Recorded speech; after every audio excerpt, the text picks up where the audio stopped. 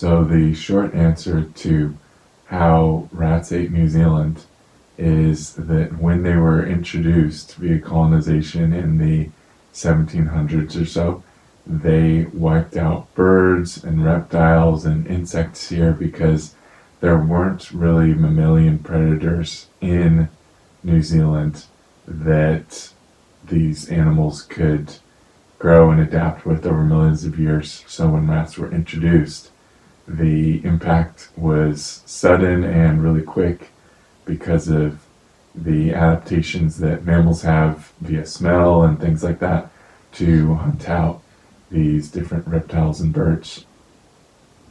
There's a little bit of a longer answer and some interesting history on eradication of rats in New Zealand, and we'll talk about that later in the show. If you want to hop to that, it should be in the timestamps below, or you can stick around and listen to the rest of the show where we'll be talking about a robotic manta ray and how it may help to solve climate change. We'll also talk about what happens when you clear rats from an island. This one is an example in the Caribbean.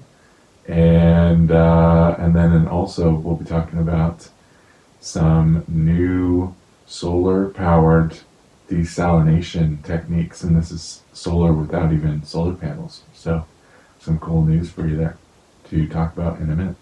This is Eco Show.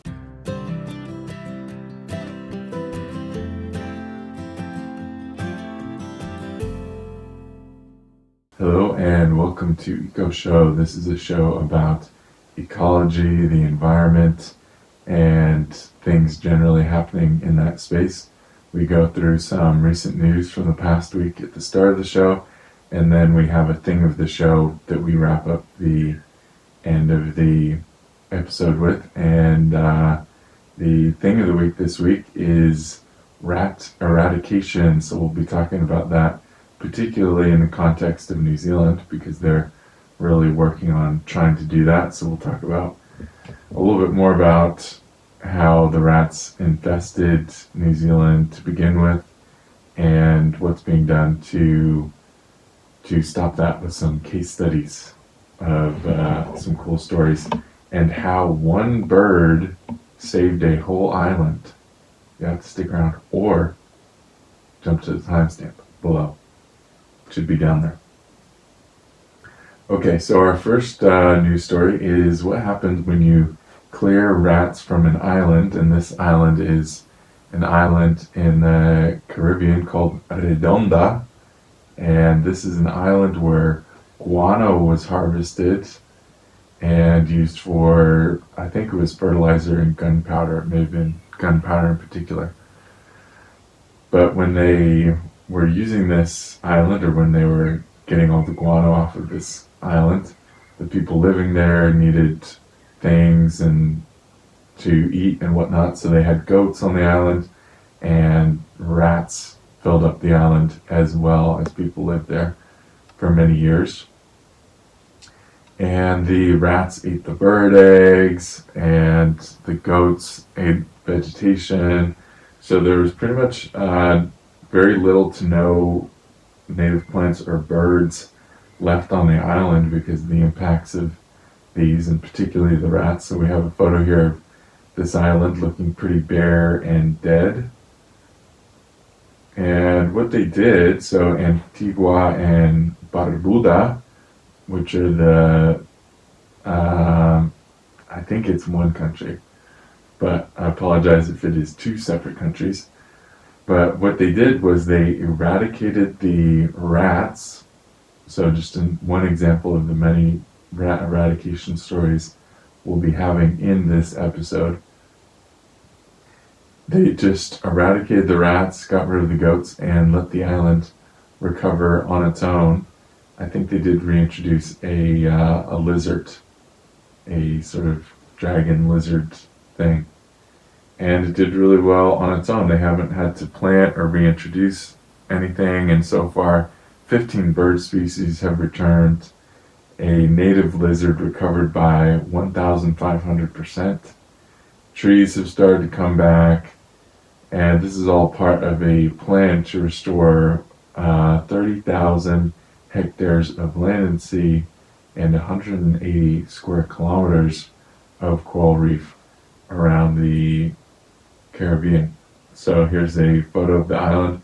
It looks kind of similar, but you can tell the green is starting to come back, and you can imagine all the birds and things coming back. So we got a photo of the lizard here. There's this lizard chilling on a rock. This is a guy that's coming back. We got some happy looking seabirds which are recovering as well, which is very cool for all of them. Moving on from the salty seas to salty desalination, there's a new prototype desalination method was devised in a partnership between researchers in the US and China, which is always good to see them collabing. And so droughts are increasing. There's lots of water on the planet, but most of it's salty, or only about 3% or so of water on the planet is fresh water that we can drink. So there's a lot of interest in investing in and understanding how to do desalination to produce fresh water. So these researchers teamed up and they made a solar powered desalination tool without solar panels. So that's why this was pretty cool. It's totally passive, so it just uses the heat from the sun. It doesn't need any electronics or anything in it. And the way they designed it, it flushes out the salt water so it doesn't build up in it. And it should be able to last for 10 years and produce up to 6 liters of water a day, I believe. And on the whole, producing the system, they say is cheaper than producing tap water. So tap water around the place can be costly, from having to build infrastructure to having to pump water into the ground for groundwater and things like that. So they're saying that this should be cheaper than that. And the system is a groovy little system that just heats up, and it uses a sort of swirling mechanism which is meant to replicate systems that happen in the ocean, where salty water sinks down and it drags it out of it, and then it has a lower chamber system where the fresh water can pool into. And the whole design of this is meant to be not only passive but also lead to no salt accumulating in the system, so that it can last for this long time. So it's a groovy little prototype, and it'll be cool to see if they could be able to scale it up into something bigger. So we'll keep an eye on that space. And our kind of highlight news piece this week is this rollout of robot manta rays. And some background on this is that seaweed, well, I'm kind of just giving it away. So these robot manta rays are going to be these big robot drone things in the ocean that will collect seaweed and deposit it in deep water. And this will sequester carbon, because these seaweed take carbon dioxide and produce their own plant material. So if you take them and drop them into deep ocean, that sort of takes it out of the system for a while longer than if it were to wash up onto shore.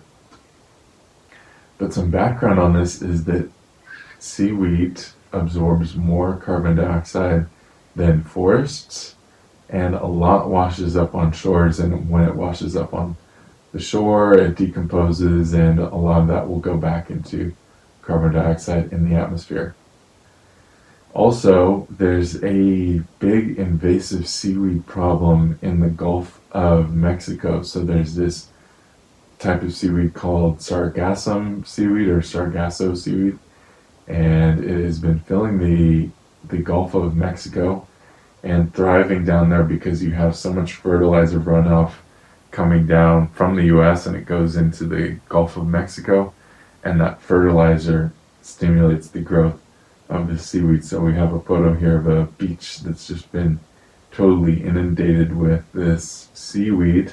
So it's a big issue for lots of reasons, because this seaweed is messing up coastal ecosystems and things like that. So what this is purported to do, or the idea of this seaweed stingray thing that's going to suck it up, the idea is that it's sort of solving two problems. One, getting rid of extra seaweed that is out and about in the Gulf of Mexico, and the second is that would be decreasing the amount of carbon dioxide in the atmosphere.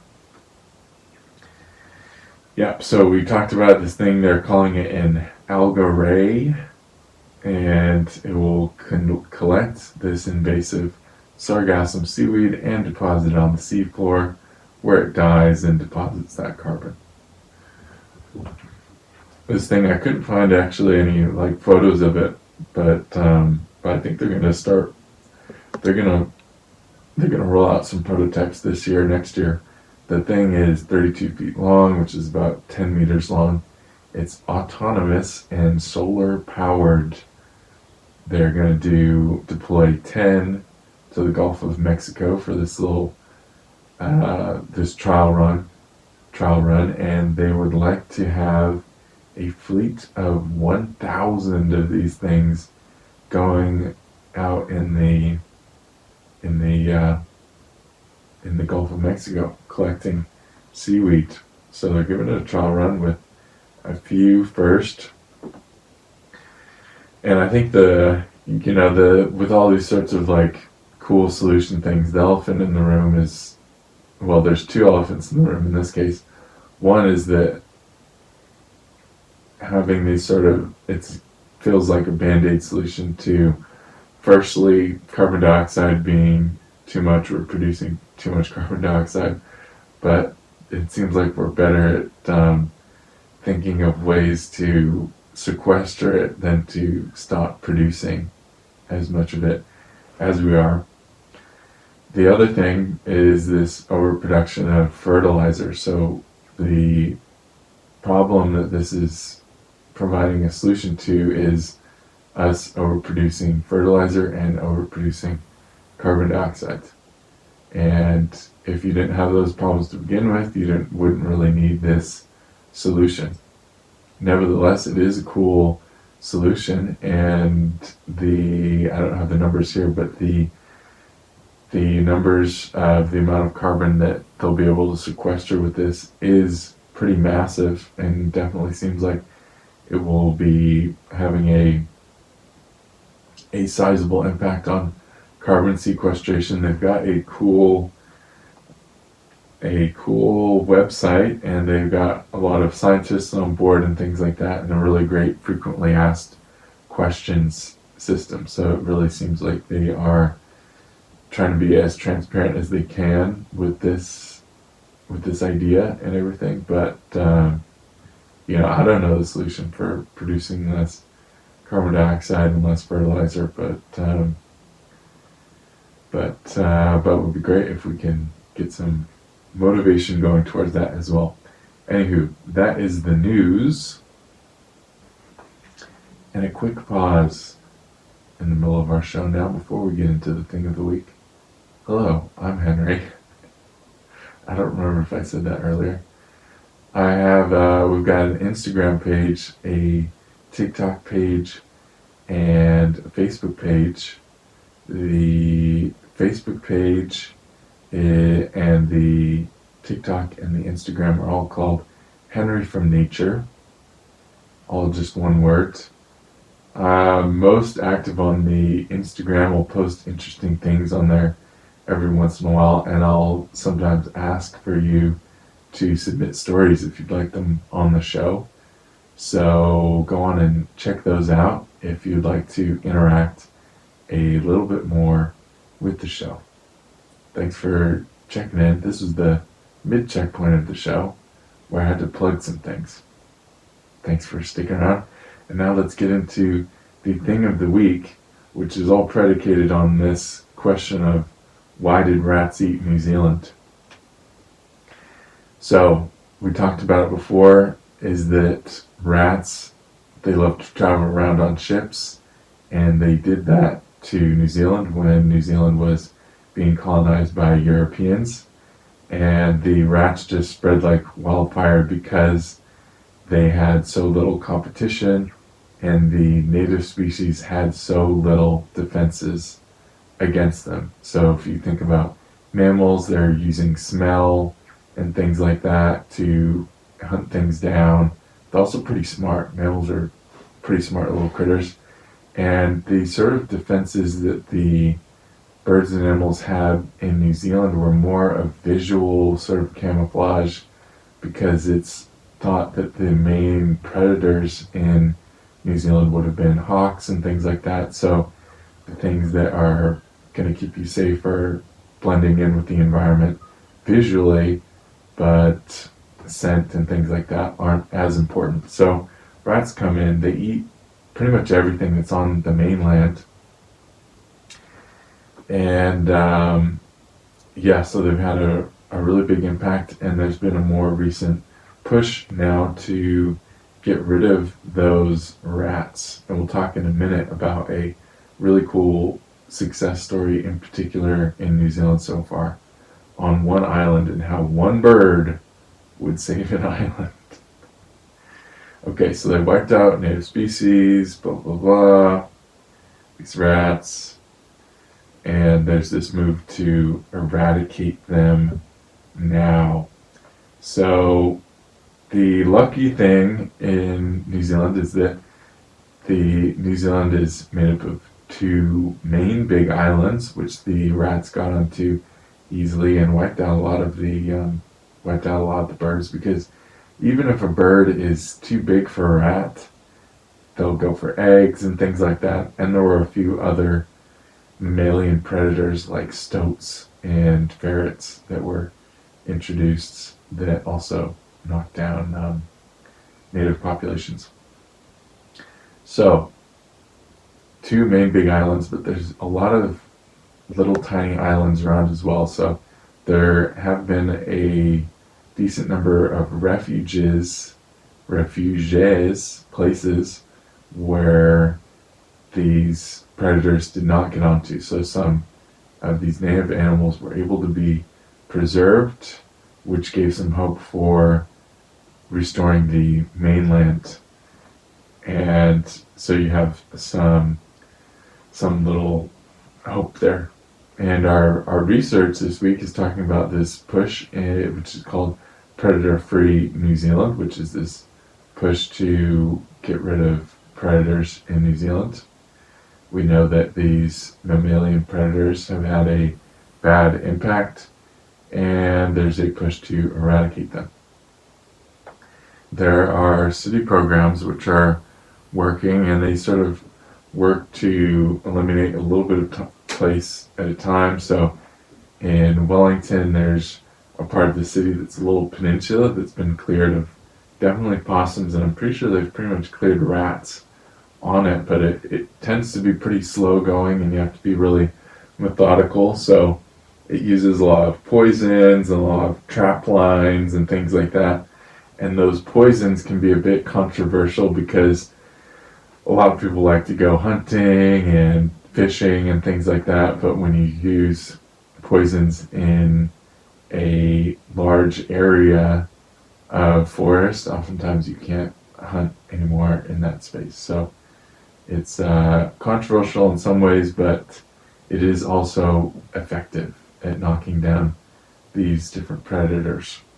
Some other bonus things that would come from this would probably be less transmitted disease. One of the introduced mammalian predators here is the Australian brush-tailed possum, and these can move tuberculosis between, they can introduce it to cattle. So this predator-free push is not only rats, but it's for brush-tailed possums, it's for stoats, and mice, and a couple other things. And the obvious thing is you get much better biodiversity, which creates more complex ecosystems, which often leads to more resilient ecosystems that can absorb more carbon. When you've got more complexity in a space, you often have those sorts of benefits coming in line with it. So if we need some sort of a practical reason for it, that's one of them. Also, tourism. I'm not a huge fan. I mean, I like being a tourist, but but I don't like the idea of tourism as an industry. But nevertheless, it is a thing that is happening now. So people aren't necessarily really traveling to see rats, unless they're a big rodent like a beaver or a capybara. But people aren't really coming after, going to look for rats and things like that. So that's this push. There's a lot of research that's aligned with this project and is looking to better understand movements, these animals and things. So this is some ongoing research. It would be a pretty big accomplishment if New Zealand was able to eradicate predators. It's wild how much you don't really think about how many rats and predators and things like that there are, but I believe there's millions of brush-tailed possums, and there's got to be so many untold millions of rats. So I don't know how New Zealand will do it, but it is a goal with a big push behind it. And sometimes I think when you've got an easy goal like that, then it helps you. It's a lot easier to complete than, even if the road there may be complicated. It's like, getting to the moon. It's an easy thing to think of, so then you just have to find a way to do it. And so getting rid of all invasive predators in New Zealand is an easy idea for a goal, and then you can just put your energy towards getting it done rather than figuring out, is that the right question, to be asking. Anywho's, on to our story. Last part of this show. This was recommended by my friend Ellen, who's also doing research in ecology. I'm doing a PhD. I've mentioned it before, but I haven't mentioned it this episode. So, I'm not flexing, but I'm trying to be transparent. I'm trying to be vulnerable. I'm trying to talk about my background so you can understand who I am, where I'm coming from, what my thing is. And hello, if you've jumped from the introduction of the show and you've jumped to this section because you couldn't be bothered with the news, which I get it. We all have pressing time restraints. Welcome to this section of the show where we're talking about the story, which is called The Legacy of Big South Cape, which is a part of our question of why did rats eat New Zealand? And yeah, let's get into it. So this story, which is written up as a research paper, which is called The Legacy of Big South Cape, Rat Eruption to Rat Eradication. It's by Elizabeth Bell et al. And it's a very funky little story. So there's this island down the bottom of New Zealand, Aotearoa, called Big South Cape Island, or Tokihepa. And this island was, like we mentioned a little bit earlier in the show, was actually rat-free. So it made it through colonization, and it was rat-free up to 1963, which is pretty good. So it's one of these islands that is far enough away from the mainland that these invasive predators didn't get onto it. Unfortunately, fishing boats would go out to it every so often for fishing trips and to bring people out there to do titi harvesting. And titi, also called shearwater, is a seabird that would be on the island and that would be harvested. The chicks would be harvested for food. And they may have endangered the island, and they may have also saved it. And we'll talk about that in a second. Okay, so rats were introduced accidentally by these moored fishing boats, and bada bing, bada boom. There was a saddleback bird, which is this cool little kind of black bird that has this patch on its back that looks like a saddle. A snipe, which is kind of a, I guess it's kind of a sort of mildly aquatic bird, and then a bush wren. So these three birds, pretty much immediately, the rats knocked these down and made them extinct on the island. The saddleback was able to be translocated to another place to save it temporarily. And there was also bats on this island, so there weren't any invasive, or there weren't predatory mammals in Aotearoa, New Zealand, but there was a short-tailed bat, or there were bats. And this one was called the greater short-tailed bat, and it was made extinct by this rat introduction. So it was looking bad for this island. They managed to save the saddleback, but the island was still really knocked down by these rats. But in 1998, there was an oil spill from the tanker Command is the name of the tanker, and it killed thousands of seabirds off of California. There's an estimated 32,000 TT, or shearwater, that were killed by this.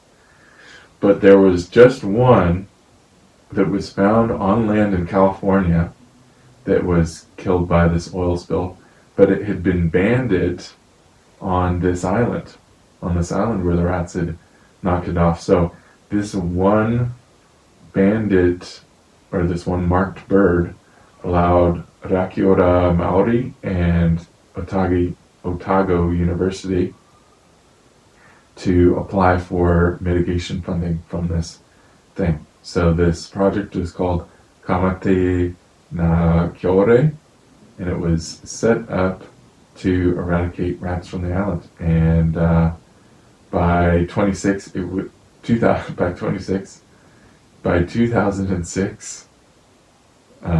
it was completed, and the saddlebacks were reintroduced, those ones that had been saved off the side of an island. So a tragic story to begin with about this rat being introduced, but it was saved by just one bird. Yeah, so as little as one bird could save an island, which is pretty cool for this story. So that is our story of the week, and that was our theme of this week. Why did rats eat New Zealand? So hopefully that answered the question and gave you a little bit more, and hopefully it didn't feel like too much of clickbait. Rats didn't literally eat the land. I'm sorry. Maybe that was clickbait. Anywho, we'll catch y'all next time. Thanks for checking in. Have a great week, and see you around. Bye-bye.